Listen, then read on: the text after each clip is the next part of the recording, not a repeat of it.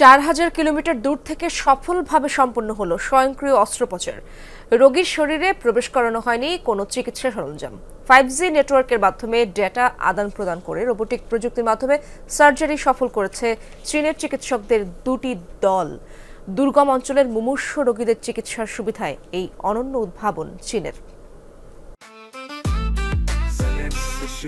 জেনেক্সে shift করো, লাইফকে lift করো। এক হাসপাতালে ভর্তি রোগী, কিন্তু চিকিৎসা চলছে 4000 কিলোমিটারেরও বেশি দূরত্বের আরেক হাসপাতাল থেকে। শুনতে অবাস্তব ঠেকলেও চিকিৎসা বিজ্ঞান ও প্রযুক্তির উন্নতির মাধ্যমে যে অসম্ভবকেও সম্ভব করা যায় তা ফের প্রমাণ করল চীন।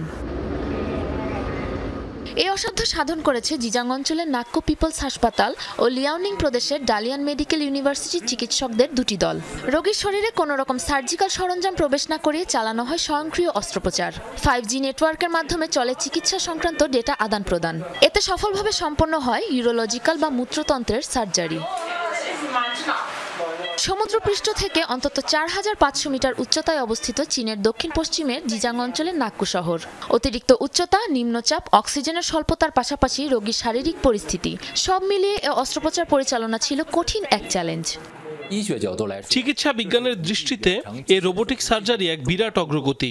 যত প্রতিকূল পরিবেশই হোক, উন্নত প্রযুক্তির সাহায্যে দূরবর্তী স্থান থেকেও উন্নত মানের চিকিৎসা করা সম্ভব। জটিল পরিস্থিতিতে উন্নত চিকিৎসার একটি সফল নজির হিসেবে চিহ্নিত হলো এই অস্ত্রোপচার। এর আগে বেশ কয়েকবার 5G রোবোটিক প্রযুক্তির মাধ্যমে ফুসফুসের ক্যান্সার, অর্থোপেডিক সার্জারির মতো জটিল চিকিৎসা সম্পন্ন করেছে চীনের চিকিৎসকরা। মুমূর্ষু অবস্থায় প্রত্যন্ত ও দুর্গম অঞ্চলের রোগীদের শহরে না এনেও উন্নত চিকিৎসা দেয়াই এই উদ্যোগের লক্ষ্য। সাবরিনা নুসরাত, যমুনা নিউজ।